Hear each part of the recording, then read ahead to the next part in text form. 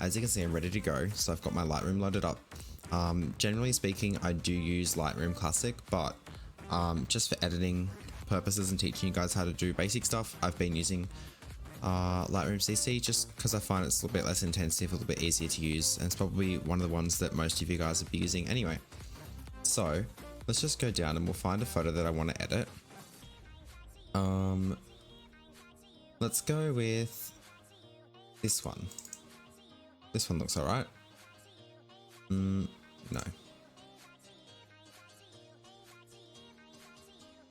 Actually, that'll do. Yeah, okay, let's edit that one.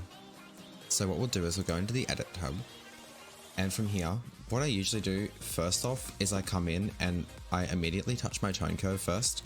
Now, I previously used to do like a tone curve that looked similar to this. I used to clip my blacks quite a lot, so it was very like soft blacks, but I've definitely been enjoying having like the deeper blacks. So now what I usually try and do is I try and drop it down like this, and then I bring up the mid points like this, and then bring up the highlights like this, and it kind of create like this kind of, it's still an S shape, but it's a little bit more drastic. I might even pull that this way a little bit more, so it's a little bit more so. So as you can see, like it kind of just gives it a little bit more of a like depth, I guess. If I turn it off and then back on again, it just kind of gives a little bit more depth. And then from there, what I usually do is then I come up here and I start playing with all of my tones.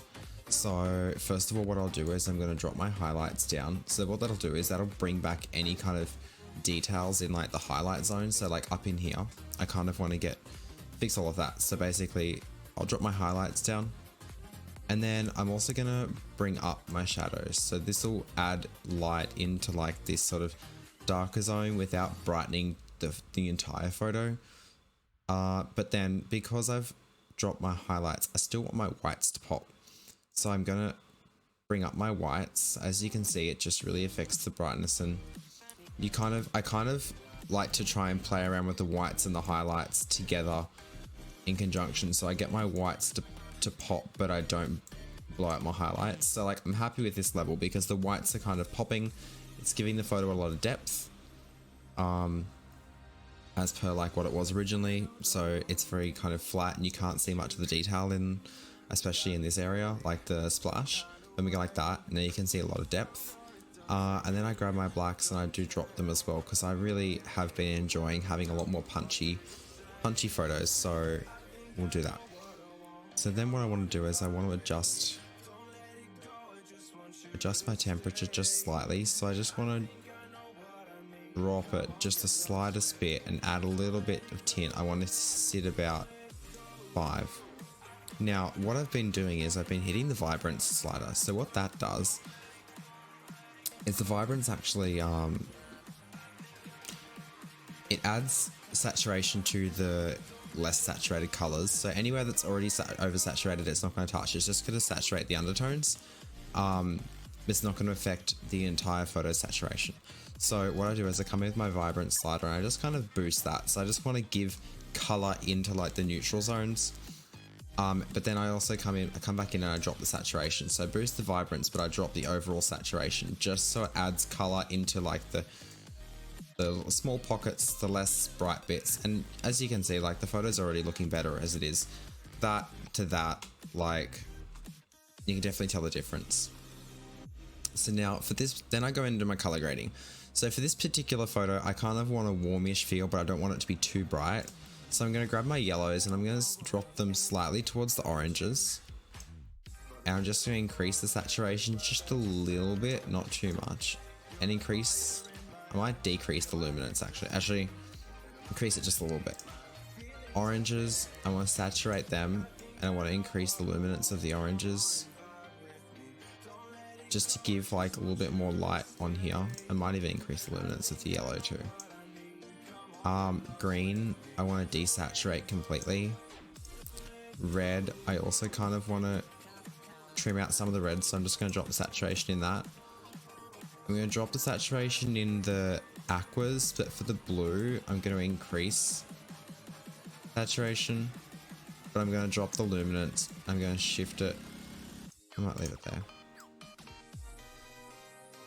Drop the saturation in the purple, drop the saturation in pink. So already, like, I'm pretty happy with where this is sitting at the moment. So again, original, my version, as you can see, there's a lot more depth, especially in the water. Also, I shot it in 50 megapixels, so it's quite detailed. So I definitely want to keep all that detail that I like shot, like, I guess overkill shot with the 50 meg. So now that my color mix is done, I want to come and do color grading. So color grading's changed slightly since I last did a video. So the way that they've done the color grading now, you've got shadows, midtones, and highlights. And then you can change the luminance as well. So I don't really touch the midtones because, to be honest, like, I preferred it the way that it was. But unfortunately, this is the way Lightroom is now, so this is how it is. So for my shadows, I want it to be a little bit warm. So I'm going to grab an orange for the shadows. I'm just going to bring it up slightly.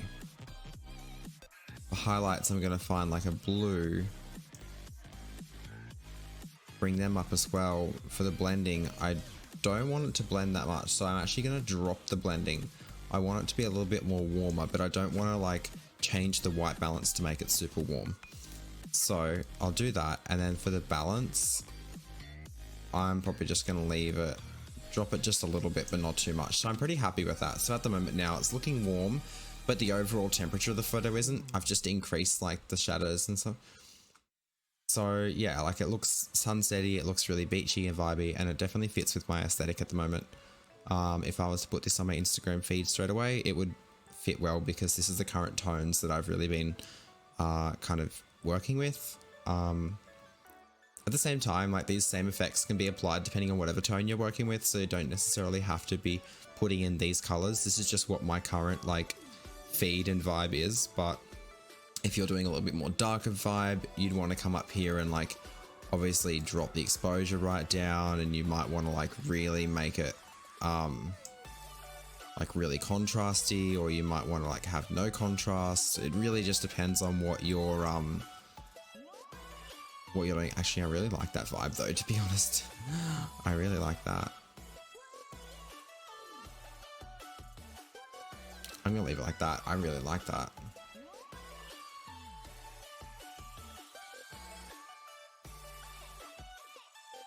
Saturation. I'm gonna leave it like that. So yeah, so even then, like, as I've just shown, like, I've come up here and I've played with the slider and I've found something that I liked better.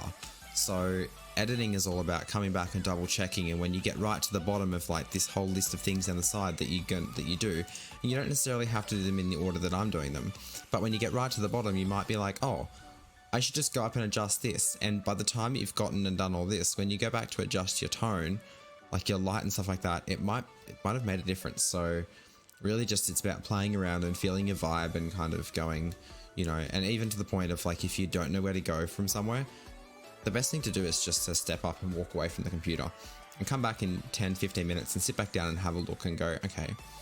Another thing that I like to do as well is I usually have my phone like pretty much sitting in front of me, and with my phone sitting in front of me, I usually have my Instagram just like open and ready to go. So I pretty much just have my feed sitting here, and it's just sitting here in front of me, and I can kind of look at it and go, okay, well, this will fit with the vibe because of like these reasons. And you know, that's just how I like to work. You don't have to do that, but that's just me. Anyway, so we'll go back down here. So now we go down to effects. So effects, I don't really do much with these. I find that they can make your photo, it's situational based, but I don't know. I actually drop the clarity now. I used to boost the clarity a lot, but now I kind of drop the clarity. So it's like sitting at like a -6, -5. And I actually increase the dehaze, and that'll just cut out any haziness. I usually put it at 5 to 10, anywhere within that range.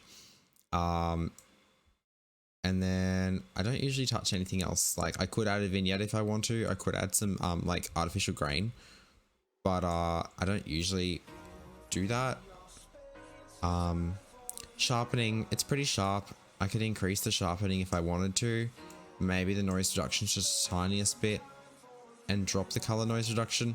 But at the same time, like, image is already pretty sharp, and my medium that I mainly post into is Instagram, so I don't really see the point in boosting the sharpness too much because it's already going to kill the quality anyway, especially if I'm shooting in huge photos like this. Obviously the final export on here is going to look really good because it's obviously shot in 50 megapixel, but you got to think about when you're doing all of this processing, all of this editing, like where is this going to end up? Is it going to be on a billboard? Is it going to be printed on a canvas? Is it going to be like on the internet? And that will really determine how much like processing you do when it comes to your edits, because you know, if it's going to go on Instagram, there's no point boosting the shit out of the sharpening and making it super like pin sharp, because Instagram's going to kill the quality and if it's over a certain file size anyway, so there's no point. Like this is shot in 50 megapixel and I could really push the sharpness if I wanted to out of all of these. Like you can see, because it's such a high resolution, you can see all the detail that's in there, and it's a little bit noisy because it's a darker image, and I could really easily like get rid of that noise and boost the sharpness and really make these pop. But I'm going to post this to Instagram, so I'm not going to bother because it's not worth my time. When looking at it from this distance, which is roughly where you'd look at it, it looks sharp as fuck. If I zoom like right in here, I'm not going to be looking at it, an Instagram post this closely, so it doesn't matter, I guess. If it depends on what your medium is, so I don't really play around with this too much. Sometimes it will sharpen if I've missed focus, but generally speaking, I don't miss focus, so it's not an issue for me. Next, you've got optics, so remove chromatic aberration and lens distortion. So I can apply lens distortion correction, but you should do that at the start before you start editing the photos. I'm pretty happy with the way that my lens reproduces color and light, so I don't usually touch it unless I really need to. Like if I'm using like a 24mm. But yeah, if you are going to use any of these opticals, like optics, deep fringe, stuff like that, do that first before you touch anything else, because like as you can see, I've done all my editing, and as soon as I hit lens correction, it just changes the whole photo and it blows out my highlights, and then I have to go back in and fix it all. So make sure if you are going to use any of these ones that you do them first. So that's pretty much it. So my next step is basically preparing it for exporting. So I generally do exporting as a 4x5 or like a 3x4. Normally it's 4x5 because that's an 8x10 crop, and most of my photos go on Instagram. And Instagram, the way that it works is that obviously it's a square, but if you upload a photo as a 4x5 in a portrait, it actually takes up the most screen space that an Instagram photo can. Like that's the biggest it'll do without cropping off the edges. So I tend to do 4x5 crop, and when I shoot, I try to think of my subject. Is this going to go on Instagram? If it is it framed so that I can crop it easily in a 4x5? The reason why is because I don't want to be cropping things out. So I want to make sure that I have enough space around that I can get at least the main subject, which for me is the texture in this rocks and this water splash. I want that in the details of 4x5. So realistically, I probably should have shot this a little bit wider, because my problem now is that if I want to get the sky in there as well, then I'm going to have to cut off some of these rocks. Not that it makes a difference, but you know, I would have liked to have had, like, I would like to crop it there and still have sky in, but I can't do that unfortunately. So we're pretty much just going to crop it like, I reckon that's a happy, let's see how that looks. Yeah, see, I'm happy with that. Like, it could be better when it comes to the crop, but at the same time, I can't really do anything. Also, the angle that I have is a little bit weird because this kind of isn't in focus, but you don't really know what that is. There's no really discerning feature to say like that's part of the rock wall. Anyway, so that's pretty much it. So then all we do is